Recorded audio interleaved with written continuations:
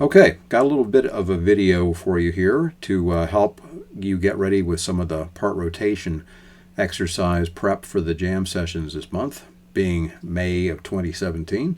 So what we're going to be doing is breaking the parts down into low, middle, and high, and each person will be assigned a part from one of those three areas, your choice of parts. You get to work on what you have time to work on, but we'll have one low guy, one middle guy, one high guy, and then every 12 bars we're going to rotate to the next part. So it's going to push you to make smooth transitions from one part to the next, and then to be able to keep that cycle going as we go around the room a few times. So anyway, just a quick rundown on the parts. You guys will have seen this mostly in your lessons, but just as a way of giving you a little bit of reinforcement, and I won't see all of you before the jam. So the first part to get into is the classic boogie woogie left hand,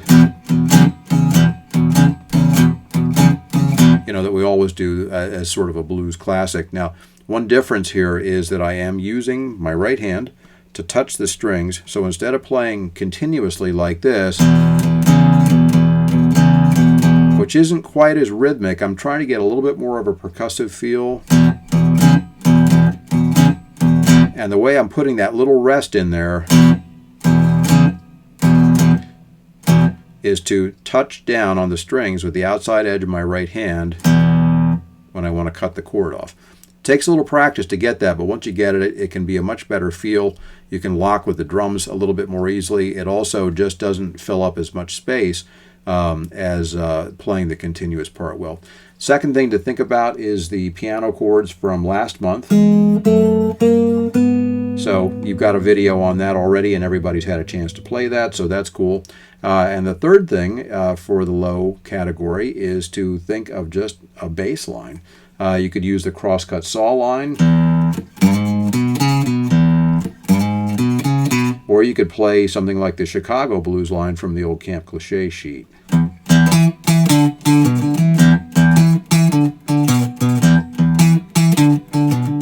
And so on like that. So we're going to be mostly in the key of E, so I'm showing you all of these things demonstrated in the key of E, and if that's all you have time to prepare for, you'll be in pretty good shape. So moving on to the middle category, the first thing to think about is getting into the good old Texas chop.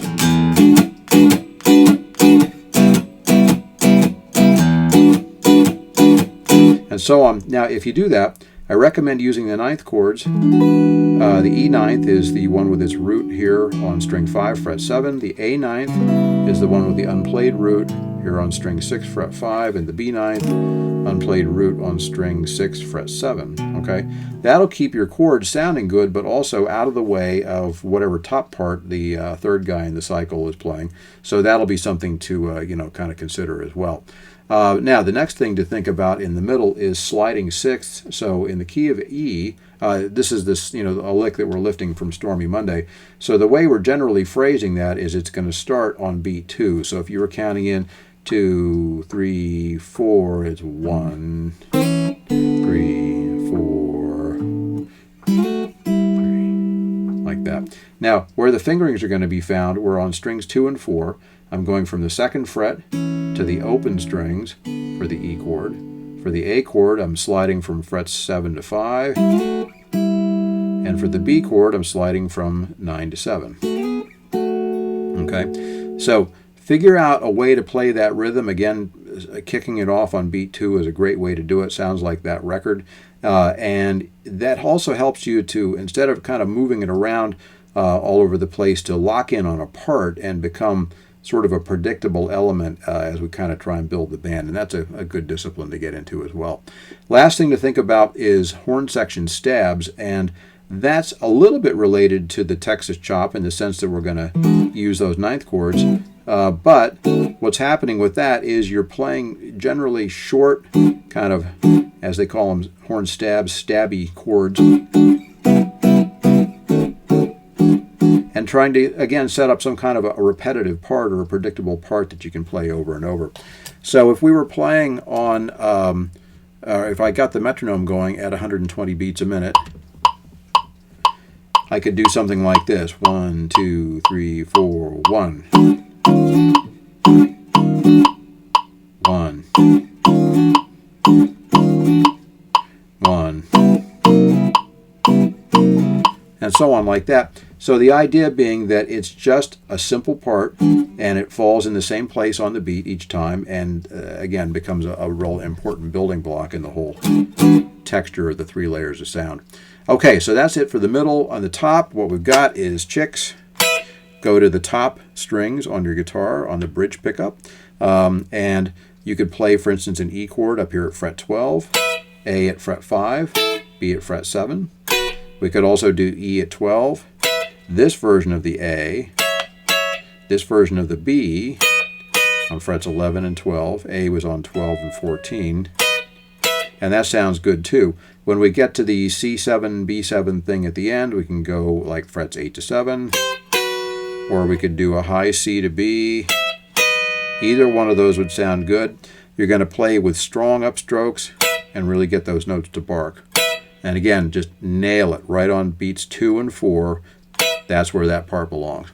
Okay, the next thing to get into is the use of harmonized scales, sliding thirds, and sliding sixths. Now, in order to make the thirds thing work and the sixths, you'll want to start with some pretty simple ideas. For instance, on the sixths, we can go back to the old Camp Cliche sheet about the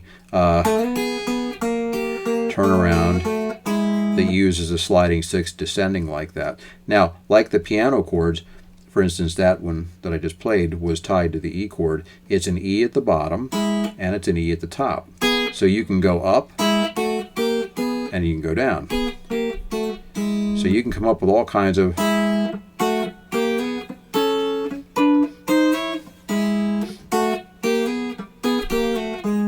stuff like that and make parts up.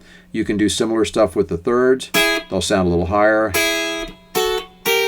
Okay, I just played from here to here.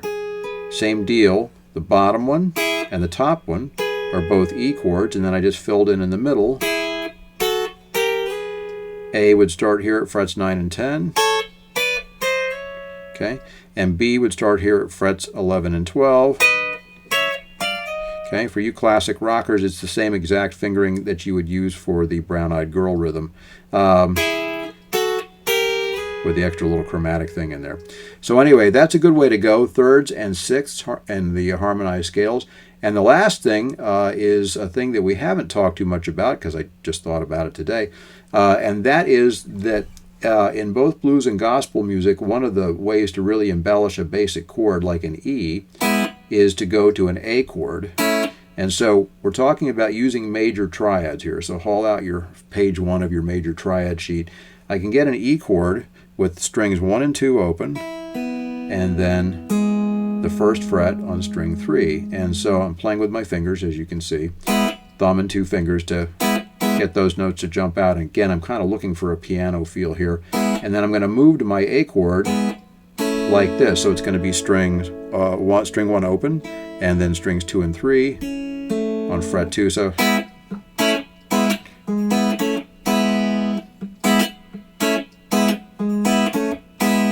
I did that up on the A, I'd have just the top 3 strings of your big A major bar chord, and it's going to go to D. Now you can see I'm keeping the fingering real efficient by changing to the D chord by using my 3rd and 4th fingers. That chord shape is like looking at the big D major bar chord, and I'm going A, D, A. So when I get to B, my extra chord is going to be a little E here. A, D, A, E, A, E. And then you can turn it around and go C ninth and B ninth. Those look like little minor triads, again, on the top 3 strings. All the triad stuff's happening on the top 3 strings. And it's just another great way to give yourself some cool color.